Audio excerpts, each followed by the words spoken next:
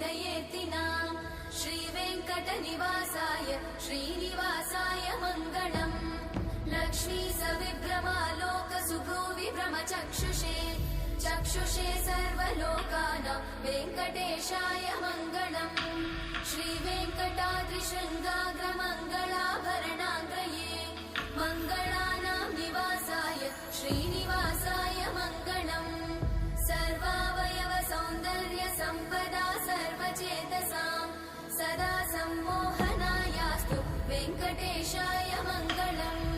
नित्याय निरवध्याय सत्यानन्दचिदात्मने सर्वान्तरात्मने श्रीमद् वेङ्कटेशाय मङ्गलम् स्वतः सर्वविदे सर्वशक्तये सर्वशेषिने सुलभाय सुशीलाय वेङ्कटेशाय मङ्गलम्